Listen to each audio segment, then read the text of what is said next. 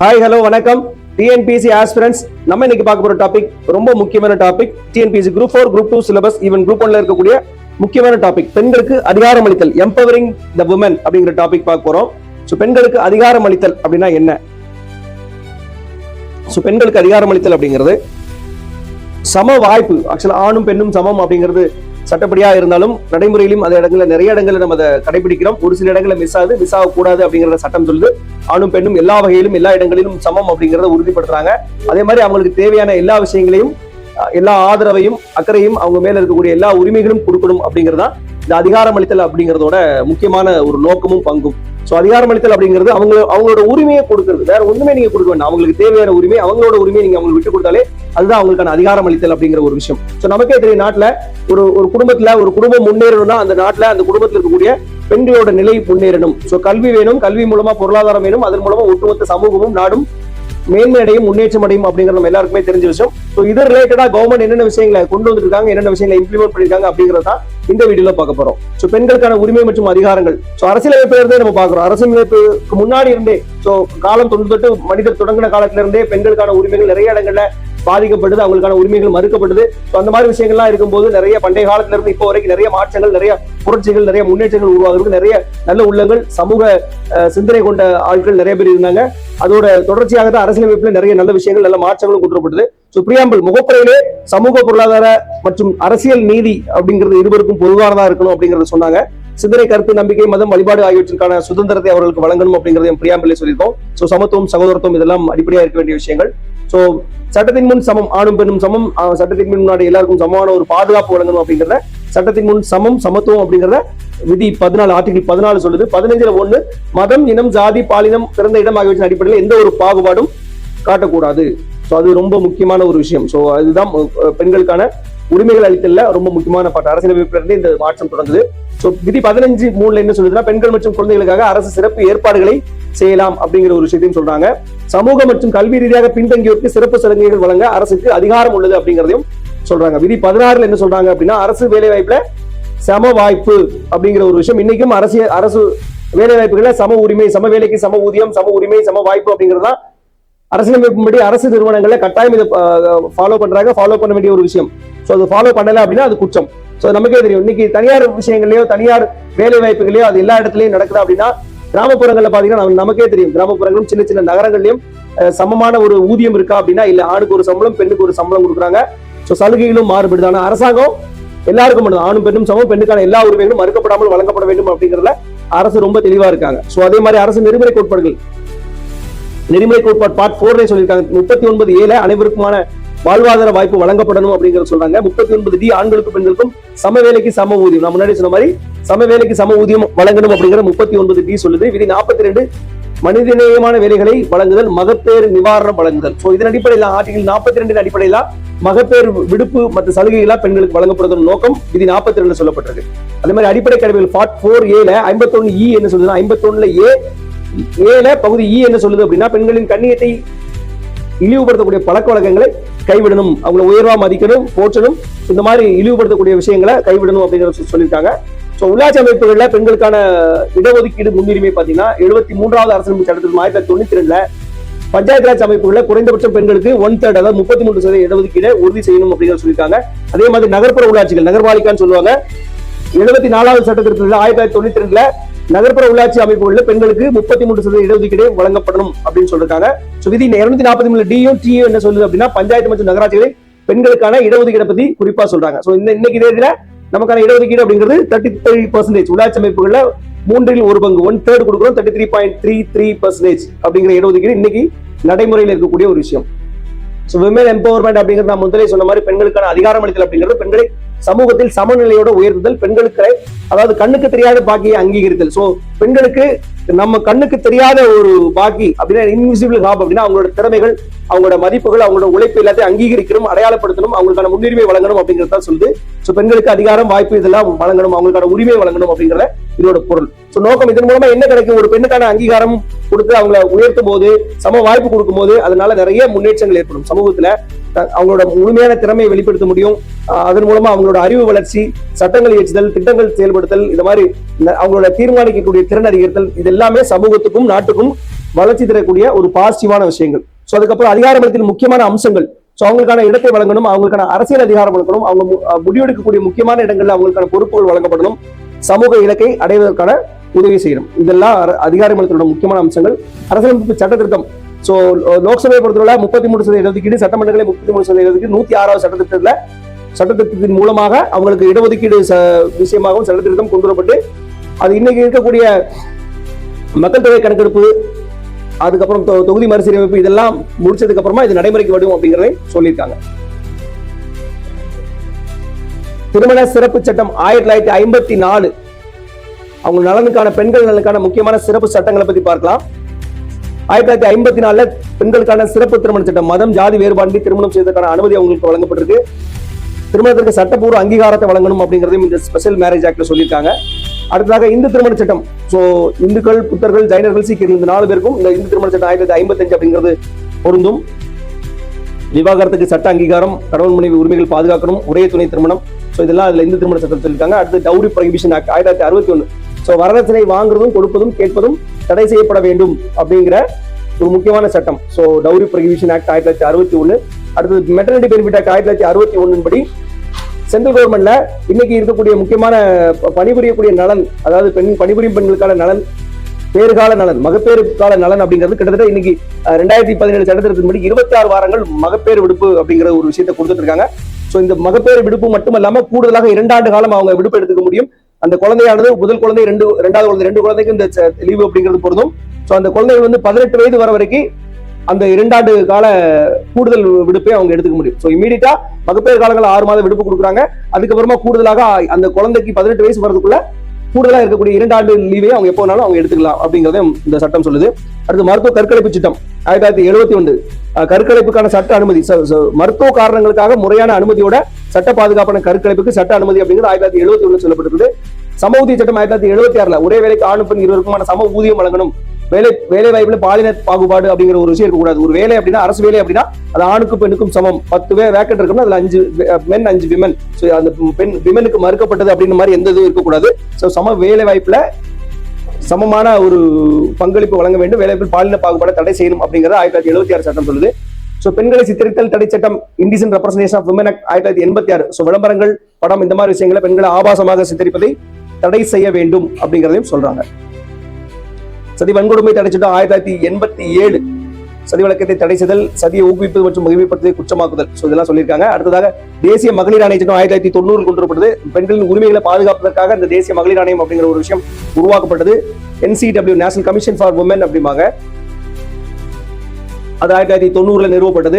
73வது 74வது சட்டத்திட்டம் உள்ளாட்சி அமைப்புகள்ல, ஊராட்சி, நகர்ப்புற உள்ளாட்சி மற்றும் கிராமப்புற உள்ளாட்சிகள்ல பெண்களுக்கு 33% இடஒதுக்கீடு உறுதி செய்யக்கூடிய இந்த சட்டங்கள். அது PCPND ஆக்ட் அப்படிப்பாங்க. PCPNDT act 1994. அதாவது கருவில் இருக்கக்கூடிய குழந்தை ஆணா பெண்ணா அப்படிங்கிறத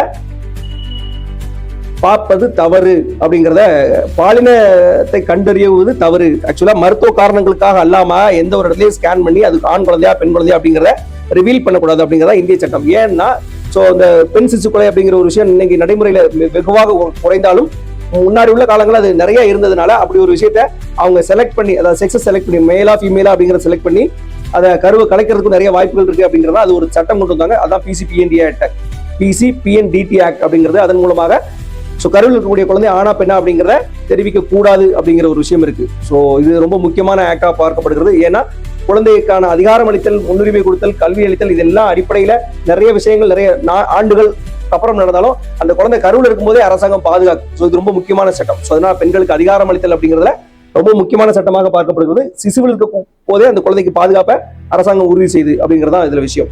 அடுத்து குடும்ப வன்முறையிலிருந்து பெண்களை பாதுகாக்கக்கூடிய சட்டம் 2005. ஸோ உடல் ரீதியாக, உளவியல் ரீதியாக, உணர்ச்சி ரீதியாக, பாலியல் ரீதியாக, பொருளாதார வன்முறை இந்த மாதிரி விஷயங்களா தவிர்க்கப்பட வேண்டும் அப்படிங்கிறத 2005 சட்டம் சொல்லுது. இது வாரிசு உரிமை திருத்த சட்டம் 2005 என்ன சொல்லியிருக்காங்கன்னா, மகள்களுக்கும் குடும்ப சொத்துல சமமான பங்கு வழங்கப்பட வேண்டும் அப்படிங்கிறத இது உறுதி செய்து இது சொல்றாங்க. இன்னைக்கு நடைமுறையில நிறைய குடும்பங்கள்ல கொடுக்க ஆரம்பிச்சிட்டாங்க. ஒரு சில இடங்கள்ல கிராமங்கள்ல கூட சின்ன சின்ன ரீசன் சொல்லி கல்யாணத்துக்காக நிறைய நகை போட்டாச்சு, நிறைய சீர் செஞ்சாச்சு அப்படிங்கிற மாதிரி நிறைய விஷயங்களை சொல்லி தவிர்க்க ட்ரை பண்றாங்க. பட் இருந்தாலும் இந்த சட்டங்கள்லாம் பெண்களுக்கு சாதகமா நிறைய விஷயங்களை பண்ணிட்டு இருக்காங்க. அந்த வகையில 2005 இந்து வாரிசு உரிமை சட்டத்தின்படி பெண்களுக்கும் குடும்ப சொத்துல சமமான பங்கு உள்ளது அப்படிங்கிறத உறுதி பண்ணியிருக்காங்க.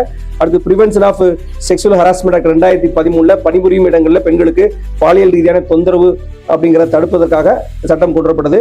ஸோ இது தொடர்பாக இன்டர்னல் கமிட்டி கட்டாயம் அமைக்கணும். ஸோ பணிபுரியக்கூடிய மகளிர் பணிபுரியக்கூடிய மத்திய மாநில அரசு நிறுவனங்கள்ல துறைகள்ல இந்த மாதிரி பாலியல் தொந்தரவை தடுப்பதற்காக விசாகா கமிட்டி, ஜென்ரலா இன்னைக்கு தமிழ்நாடுலாம் பாத்தீங்கன்னா விசாகா கமிட்டி அப்படிங்கிற ஒரு கமிட்டி இருக்கு. அதே மாதிரி மத்திய அரசுகளையும் மாநில அரசு நிறுவனங்களையும் இது ஒரு கமிட்டி அப்படிங்கிறது கட்டாயம் இருக்கணும் அப்படிங்கிறது ஒரு சட்டம் சொல்லுது. இஸ்லாமிய பெண்கள் திருமண உரிமை பாதுகாப்பு சட்டம் 2010 முத்தலாக் அப்படிங்கிற ஒரு செய்தி தடை செய்யணும், இது குற்றமாக அறிவித்ததும் இந்த சட்டத்தின் மூலமாக.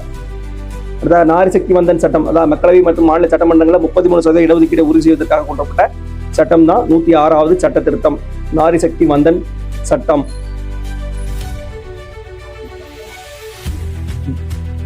பேட்டி பச்சோ பேட்டி பத்தவோ அப்படிங்கிறது பெண் குழந்தைகளை பாதுகாப்பதற்காக கொண்டுவரப்பட்ட சட்டம். பெண் குழந்தைகளோட கல்வியை மேம்படுத்தல், பாலின விகிதத்தை உயர்த்துதல், ஸோ இதெல்லாம் இதோட பிரதான நோக்கம்.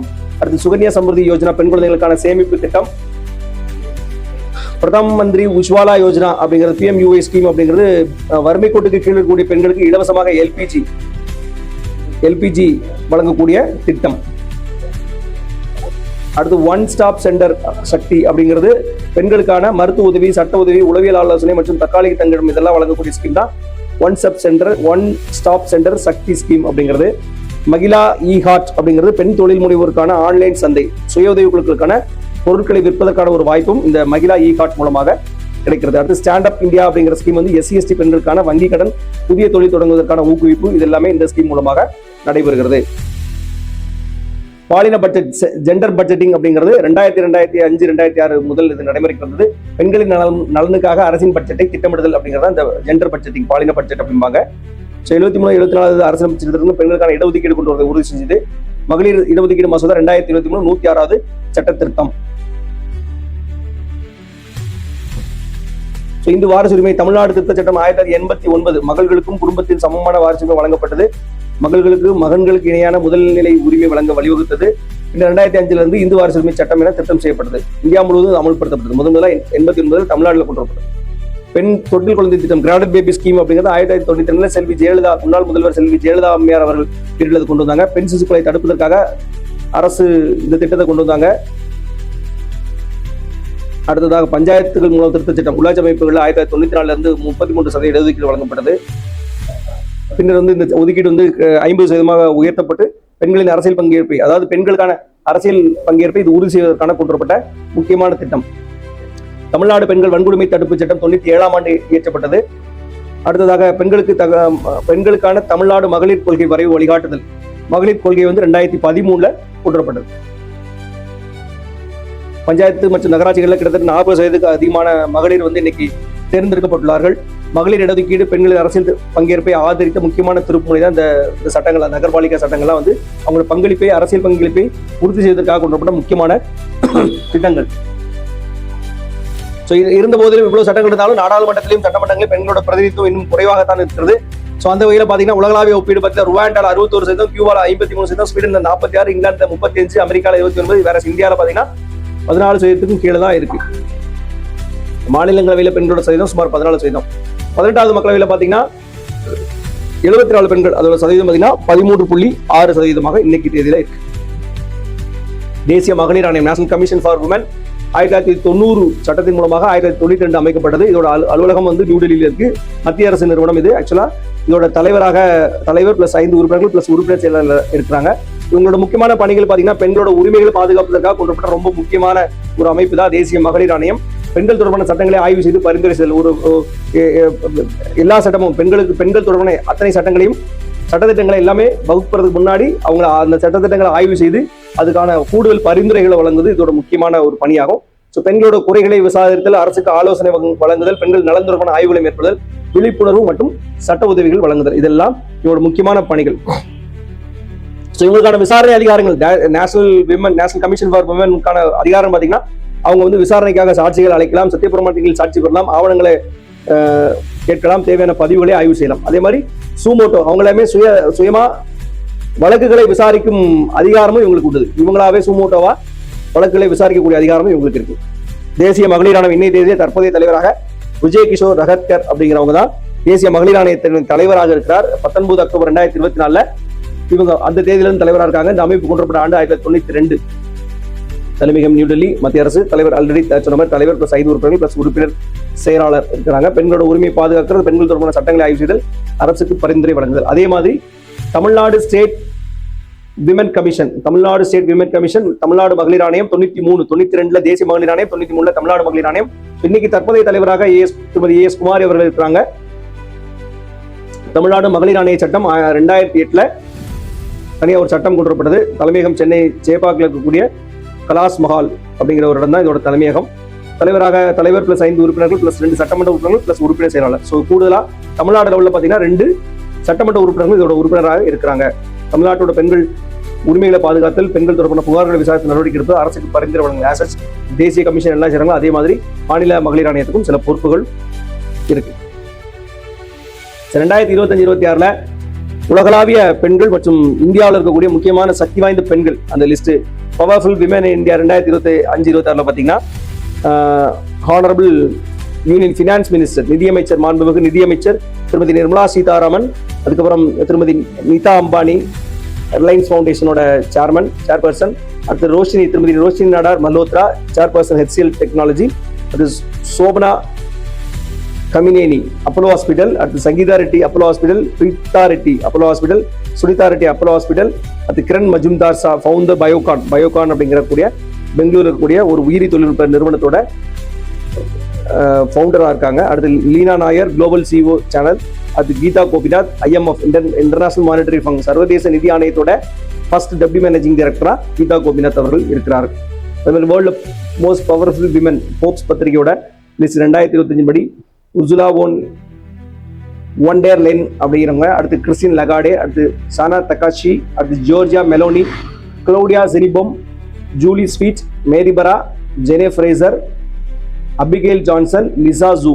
ஸோ இவங்கெல்லாம் வேர்ல்டு லெவலில் most powerful women of Forbes 2025 Forbes பத்திரிகையோட 2025 powerful women in the world, powerful women in India 2025 இவங்களாம் லிஸ்ட். ஸோ நம்ம ஆல்ரெடி இந்த பார்த்த மாதிரி பேட்டி பச்சோ ஸ்கீம் வந்து 2015 பேட்டி பட்டாவோ அப்படிங்கிற ஸ்கீம் 2015 ஜனவரி 22 பிரதமர் நரேந்திர மோடி அவர்களால் தொடங்கப்பட்டது. சுகன்யா சம்ருதி யோஜனா 2015 நிதியமைச்சர் மூலமாக தொடங்கப்பட்டது. அது ஒன் ஸ்டெப் சென்டர் ஸ்கீம் வந்து ஏப்ரல் 2015 ஏப்ரல் 1 இருந்து, உஜ்வாலா ஸ்கீம் 2007 இருந்து, பிரதம மந்திரி மாத்ருவந்தனா யோஜனா இது வந்து 2017 இருந்து. ஸோ பெண்களுக்கான கர்ப்பிணி பெண்கள் மற்றும் பாலூட்டு தாய்மார்களுக்கான நிதியுதவி வழங்கக்கூடிய திட்டம். அடுத்து மிஷன் சக்தி 2022 மூலமாக மகளிர் மற்றும் குழந்தைகள் மேம்பாட்டு அமைச்சகத்தின் மூலமாக தொடங்கப்பட்டது. பெண்களோட பாதுகாப்பு, அதிகாரமளித்தல் மற்றும் சுய நிறைவை மேம்படுத்துதல். ஸ்கீமோட ஆண்டுகள் கேட்பாங்க, பார்த்துக்கங்க. தமிழ்நாட்டில் பெண்கள் நலன் தொடர்பாக இருக்கக்கூடிய ஸ்கீம்ஸ் பார்த்தீங்கன்னா புதுமை பெண் ஸ்கீம் 2022 செப்டம்பர் 5 முன்னாள் முதல்வர் அவர்கள் ஸ்டாலின் அவர்கள் தலைமையில் தொடங்கப்பட்டது. உயர்கல்வித்துறை வந்து நிதியுதவி மாதந்தோறும் 1000 ரூபாய் வங்கி கணக்கில் வர வைக்கக்கூடிய திட்டம் புதுமை பெண் திட்டம். அடுத்து மூவலூர் ராமவரதமையார் உயர்கல்வி உறுதி திட்டம், மாதந்தோறும் கல்வி பயிலக்கூடிய கல்லூரி மாணவிகளுக்கான மாதந்தோறும் 1000 வழங்கும் திட்டம். அடுத்து அம்மா குழந்தைகள் பெட்டகம் வந்து அரசு மருத்துவமனையில் பெறக்கூடிய குழந்தைகளுக்கு ஆரோக்கியத்தை மேம்படுத்துவதற்காக வழங்கப்பட்ட திட்டம். அடுத்து சுய உதவி குழுக்கள் 1989-90 தமிழ்நாட்டில் தொடங்கப்பட்ட ரொம்ப முக்கியமான ஒரு ஸ்கீம் தான். பெண்களுக்கு அதிகாரம் அளித்தல்ல இந்த சுய உதவி குழுக்களோட பங்கு ரொம்ப ரொம்ப ரொம்ப முக்கியம். கிராமப்புற மகளிர், சிறிய நகரங்களை சேர்ந்த மகளிரை ஒரு குரூப்பாக இணைச்சு அவங்களுக்கு தேவையான கடன் உதவி வழங்கி அவங்களோட வாழ்வாதாரத்தை பெருக்கி அவங்களும் சுயமா தொழில் செய்கிற அளவுக்கு நிறைய பெண்களை முன்னேற்றமடை செய்த முக்கியமான திட்டம் மகளிர் சுய உதவி குழு திட்டம். பெண்களோட பொருளாதார முன்னேற்றம், சுய உதவி குழுக்கள் மற்றும் சிறுதொழில்களை ஊக்குவித்தல், வங்கி கடன் மற்றும் சேமிப்பு பழக்கங்களை வளர்த்தல், இதெல்லாம் இதோட பிரதான நோக்கம். குறைந்த வட்டியில் கடன் கொடுப்பாங்க, தொழில் பயிற்சி கொடுப்பாங்க, நிறைய மானியங்களும் நிதியுதவியும் இதன் மூலமாக கிடைக்கும். ஸோ இந்தியாவின் முதல் பெண்மணிகள், சாதனை புரிந்த முக்கியமான பெண்மணிகள். சாவித்ரிபாய் பூலே இந்தியாவின் முதல் பெண் ஆசிரியராக கருதப்படுகிறார். 1848 பெண்களுக்கான முதல் பள்ளியை புனேல தொடங்கி கல்விக்காக பாடுபட்டவங்க. அது டாக்டர் முத்துலட்சுமி ரெட்டி அம்மையார் வந்து இந்தியாவின் முதல் பெண் சட்டமன்ற உறுப்பினர். ஸோ நீதி கட்சி பீரியட்ல முதல் சட்டமன்ற உறுப்பினராக தேர்ந்தெடுக்கப்பட்டவர். சென்னை அடையாறு புற்றுநோய் சிகிச்சைக்காக கேன்சர் இன்ஸ்டிடியூட் நிறுவி அதோட முக்கிய பங்காற்றியவர். அது சரோஜினி நாயுடு, இந்தியாவின் நைட்டிங்கேல் ஆஃப் இந்தியா அப்படின்னு அழைக்கப்பட்ட புகழ்பெற்ற கவிஞர், சுதந்திர போராட்ட வீராங்கனை, இந்தியாவின் முதல் பெண் ஆளுநர், உத்தரப்பிரதேசத்தோட முதல் பெண் ஆளுநராகவும் இந்தியாவின் முதல் பெண் ஆளுநராக இருந்தவங்க. கல்பனா சாவ்லா விண்வெளிக்கு சென்ற முதல் இந்திய வம்சாவளி பெண். நாசா விண்வெளி வீராங்கனையாக 2 முறை விண்வெளி பயணம் மேற்கொண்டவர். மேரி கோம் உலக குத்துச்சண்டை சாம்பியன்ஷிப்ல 6 முறை தங்கப்பதக்கம் என்ற வீராங்கனை, 2012 லண்டன் ஒலிம்பிக்ல வெண்கல பதக்கம் வென்றவர். ஸோ மார்ச் 8 சர்வதேச மகளிர் தினம், அக்டோபர் 11 சர்வதேச பெண் குழந்தைகள் தினம், நவம்பர் 25 பெண்களுக்கு எதிரான வன்முறை ஒழிக்கும் சர்வதேச தினம்.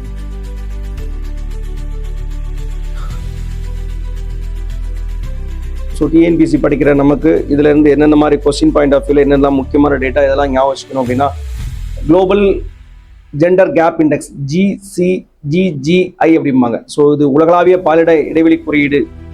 இதை வேர்ல்டு எக்கனாமிக் ஃபாரம் WEF வெளியிடுது. இதோட நோக்கம் என்னன்னா, பெண்கள் மற்றும் ஆண்களுக்கு இடையான பாலின இடைவெளியை அளவிடுதல். முக்கியமான அளவுகோல்கள் பொருளாதார பங்கேற்பு மற்றும் வாய்ப்புகள், கல்வி அடைவு, உடல்நலம், வாழ்தல், அரசியல் மற்றும் அதிகாரம் அளித்தல்.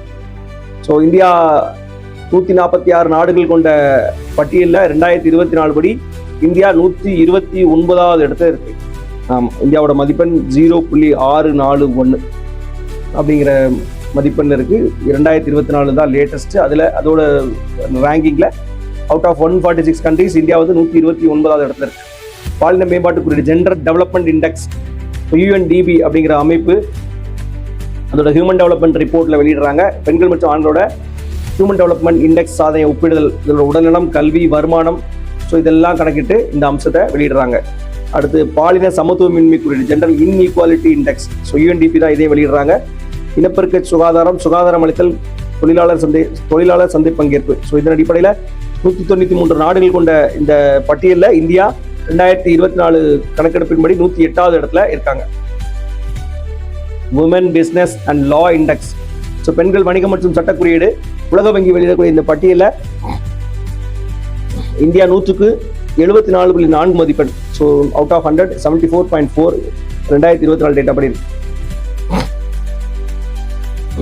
நிலையான வளர்ச்சி இலக்கு SDG-ம்பாங்க, சஸ்டைனபிள் டெவலப்மெண்ட் கோல்ஸ் அப்படிங்கிறது UNஓட கோல்ஸ். அந்த கோல்ஸ் லிஸ்ட்ல 5வது இடத்துல இருக்கக்கூடியது SDG 5. அதை உருவாக்கிய ஐக்கிய நாடுகள் சபை உருவாக்கியது. இதோட பாலின சமத்துவத்தை அடைதல் மற்றும் அனைத்து பெண்கள் மற்றும் சிறுமிகளுக்கு அதிகாரம் அளித்தல் தான் இதோட பிரதான நோக்கம். ஸோ பாலின பாகுபாட்டை ஒழித்தல், பெண்களுக்கு எதிரான வன்முறை முடிவு கொண்டு வருதல், குழந்தை திருமணத்தை ஒழித்தல், சமமான பங்கேற்பை உறுதி செய்தல் இதோட SDG 5ஓட முக்கியமான இலக்குகள். இந்தியாவில் முதல் பெண்கள், ஸோ முக்கியமான பதவி வைத்த, முக்கிய பொறுப்புகள் வைத்த முதல் இந்திய பெண்மணிகள், சாதனைக்குரிய பெருமைக்குரிய முதல் இந்திய பெண்மணிகள். பிரதிபா பாட்டீல் முதல் விமன் பிரசிடென்ட் இன் இந்தியா 2007-2012 திருமதி பிரதிபா பாட்டீல் அவர்கள் இந்தியாவின் முதல் பெண் குடியரசுத் தலைவராக பதவி வைத்தார்கள்.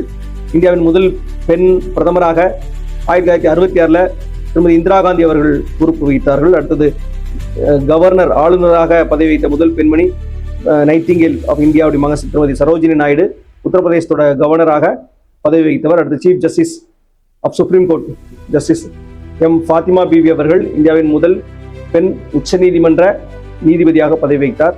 அடுத்ததாக சுச்சேதா கிருபாலினி உத்தரப்பிரதேசத்தோட முதல் இந்திய பெண் முதல்வராக பதவி வகித்தவர். அடுத்து இந்தியாவோட முதல் பெண் சபாநாயகராக, லோக்சபாவுடைய சபாநாயகராக பதவி வகித்தவர் திருமதி மீரா குமார் அவர்கள். அடுத்ததாக நிதியமைச்சராக ஃபர்ஸ்ட் ஃபுல் டைம் முழுவதும் இருந்த முதல் நிதியமைச்சர் 2019 இருந்து இன்னை வரைக்கும் திருமதி நிர்மலா சீதாராமன் அவர்கள் இருக்காங்க. அதே மாதிரி டிஃபென்ஸ் பாதுகாப்புத்துறை அமைச்சராகவும் பதவி வைத்த முதல் பெண் பாதுகாப்புத்துறை அமைச்சரும் திருமதி நிர்மலா சீதாராமன் அவர்கள். அண்ணா ராஜா மல்ஹோத்ரா அவர்கள் இந்தியாவுடைய முதல் IAS officer, first IAS officer of India 1950 பேட்ச்ல. அடுத்து டெபுட்டி சீஃப் மினிஸ்டர் ஸ்டேட் லெவலில் ராஜேந்தர் கவுர் பட்டேல் அப்படிங்கிறவங்க பஞ்சாப்ல முதலாக இந்திய மாநிலங்களில் முதலாக துணை முதல்வர் பதவி வைத்த பெண்மணியாக அறியப்படுகிறார். மிக உயர்ந்த பதவிகளில் உள்ள முக்கிய பெண்கள், குடியரசுத் தலைவர் திருமதி திரௌபதி முர்மு அவர்கள். அடுத்ததாக நிர்மலா சீதாராமன். அடுத்தது நிதியமைச்சர் மற்றும் பெரிய நிறுவனங்களோட அமைச்சர், இந்தியாவின் முதல் முழுநேர பெண் அமைச்சர், பெண் நிதியமைச்சர். ஸோ பட்ஜெட்டை தொடர்ந்து பல ஆண்டு தாக்கல் செய்தவர். அடுத்ததாக அனுப்பிரியா பட்டேல், திருமதி அனுப்பிரியா பட்டேல் மத்திய சுகாதார மற்றும் குடும்ப நலத்துறை இணையமைச்சராக இருக்கிறார். அடுத்து சோபனா கரண்டேஜ் மத்திய தொழிலாளர் மற்றும் வேலைவாய்ப்பு இணையமைச்சர். திருமதி விஜயகிஷோர் அகத்கர் தேசிய மகளிர் ஆணைய தலைவர். ஆனந்தி பென் பட்டேல் உத்தரப்பிரதேசத்தோட ஆளுநராக இருக்கிறார். அடுத்து ரேகா குப்தா டெல்லியோட டெல்லியோட தற்போதைய பெண் முதல்வராக இருக்கிறார். ஸோ அதே மாதிரி தமிழ்நாடு லெவலில் இருக்கக்கூடிய முக்கியமான ஒரு ஸ்போர்ட்ஸ் பர்சன் செல்வி கார்த்திகா கண்ணகி நகர் டீம்ல விளையாடி இந்தியாவை அடுத்த கட்டத்து கபடியில் ஒரு முக்கியமான ஒரு பிளேயர் அப்படிங்கிறத தவிர்க்க முடியாத ஒரு சக்தியாக கபடியில் வளர்ந்து வராங்க. நிறைய சாதனைகள் செய்திருக்காங்க. ஸோ கண்ணகி நகர் கார்த்திகா போல நிறைய பிளேயர்ஸ் தமிழ்நாடு முழுமைக்கும் அறியப்பட்டாலும் ஸோ அந்த கண்ணகி நகர் அப்படிங்கிற ஒரு பேக்ரவுண்ட் வந்து சென்னையை சுற்றி தமிழ்நாட்டில் ஒரு பெரிய பிளாக் ஸ்பாட் டார்க் ஸ்பாட்டாக கண்டறியப்பட்ட இடம். ஸோ நிறைய குற்றங்களின் பிறப்பிடமாக கருதப்பட்ட ஒரு கண்ணகி நகர்ல இருந்து அந்த நகரோட பேரையே மாற்றி அந்த நகருக்கு பெருமை சேர்க்கிற விதமாக இன்னைக்கு அந்த பிள்ளைங்கள் படிப்புலையும் விளையாட்டிலையும் பெரிய உயரங்களை தொடுவதற்கு பெரிய முன்னுதாரணமாக இருந்து சாதனை புரிந்து சாதனை பெண்ணாக அறியப்படுகிறார் செல்வி கார்த்திகா. அண்டர் 18 டீமோட மகளிர் அணியோட துணை கேப்டனாக பதவி வகிக்கிறார். 2020 ஏசியன் கேம்ஸ் பஹ்ரைனில் நடந்த ஏசியன் கேம்ஸ்ல தங்கப்பதக்கம் வென்றதில் முக்கிய பங்கு வகித்தார். ஸோ தமிழ்நாடு அரசு இவரோட சாதனையை பாராட்டி 25 லட்ச ரூபாய் பரிசு தொகை கொடுத்தாங்க. கண்ணகி நகருக்கு தனியாக கபடி ஸ்டேடியம் அமைச்சு கொடுத்தாங்க. ஸோ நிறைய பிள்ளைங்கள் இவங்கள பார்த்து ஸ்போர்ட்ஸில் இன்ட்ரெஸ்டடாக வர ஆரம்பித்தாங்க. இது ஒரு பெரிய மாற்றம். ஸோ எக்ஸாம் பாயிண்ட் ஆஃப் வியூவில் நம்ம என்னென்ன விஷயங்கள்லாம் பார்க்கணும் அப்படின்னா, ஆர்டிகிள் 14 என்ன சொல்லுது, சமத்துவத்தை பற்றி சொல்லுது. பாகுபாடு அப்படிங்கிற ஒரு விஷயத்தில் தடை பண்ணணும் 15 சொல்லுது. 15ல் 3 பெண்கள் மற்றும் குழந்தைகளுக்கு சிறப்பு சலுகைகள் வழங்கணும் சொல்லுது. 16 அரசு வேலை வாய்ப்பில் சம வாய்ப்பை கொடுக்கணும் சொல்லுது. இது 42 மகப்பேறு நிவாரணம். ஸோ அதன் அடிப்படையில் தான் இந்தியாவில் 6 மாத கால விடுப்பும் மகப்பேறு விடுப்பும் அதை தொடர்ந்து 2 ஆண்டு கால விடுப்பும் வழங்கப்படுகிறது. தமிழ்நாட்டில் வேற ஓராண்டு கால மகப்பேறு விடுப்பு இன்னைக்கு தேதியில நடைமுறையில் இருக்கு. முன்னொரு காலத்துல 6 மாசமா இருந்தது, அதுக்கப்புறம் அதை 9 மாசமாக்குறாங்க. இப்போதைக்கு 9 மாசத்துல இருந்து ஓராண்டு கால மகப்பேறு விடுப்பு அப்படிங்கிறது வழங்கப்படுகிறது. 51A அப்படிங்கிறது பெண்களின் கண்ணியத்தை பாதுகாக்கணும் அப்படிங்கிறத சொல்லு. 73வது திருத்தம் பஞ்சாயத்து பற்றியும் 74வது திருத்தம் நகராட்சிகளில் பெண்களோட பங்களிப்பை உறுதி செய்வதற்காக 33% இடஒதுக்கீடை சொல்லுது. 243D மற்றும் D அப்படிங்கிறது பெண்களில் உள்ளாட்சிகள் பெண்களுக்கான இடஒதுக்கீடை பற்றி சொல்லுற சட்டம். ஸோ டிஎன்பிஎஸ்சி, எஸ்எஸ்சி, யூபிஎஸ்சி மாதிரி எக்ஸாம்ல இது முன்னாடி கேட்கப்பட்ட ரொம்ப முக்கியமான கேள்விகள். தேசிய மகளிர் ஆணையம் அமைக்கப்பட்ட ஆண்டு என்னன்னு கேட்டிருக்காங்க. பெண்களுக்கு சம ஊதியம் சட்டத்தை அமல்படுத்திய முதல் நாடு என்னன்னு கேட்டிருக்காங்க. அது முதல் நாடு ஐஸ்லாந்து. தேசிய மகளிர் ஆணையம் அமைக்கப்பட்ட ஆண்டு 1992. அன்னபூர்ணா மகிழ மந்தல் ஸ்கீம் அப்படிங்கிறது எதற்கானது? ஸோ விமன் எம்பவர்மெண்ட் பற்றின ஸ்கீம் தான் அது. பெண்களுக்கு அதிகாரம் அளிப்பதற்கான முக்கியமான காரணி education, gender equality, caste discrimination, education and gender equality. இதெல்லாம் அதிகாரம் அளிப்பதற்கான முக்கிய காரணி. The future must not belong to those who fully women அப்படிங்கிறத சொன்னவங்க பராக் ஒபாமா. அந்த பெண்களுக்கான தேசிய ஆணையத்தின் முதல் தலைவராக இருந்தவர் ஜெயந்தி பட்நாயக். SSGCயில் 2019 கேள்வி. இந்திய அரசியலமைப்பின் எந்த பிரிவு பெண்களுக்கு சிறப்பு சலுகை வழங்க அனுமதிக்கிறதுனா 15ல் 3 சிறப்பு சலுகைகளை பற்றி சொல்லுது. Empowering women is the key of to control population growth. So UPSC மெயின்ல 2019 ஜெனரல் ஸ்டடிஸ் பேப்பர் 1ல கேட்கப்பட்டது. அதை பற்றி டிஸ்கிரிப்டிவ் டைப்ல எழுத சொல்லி கேட்டிருக்காங்க ஒரு கேள்வி.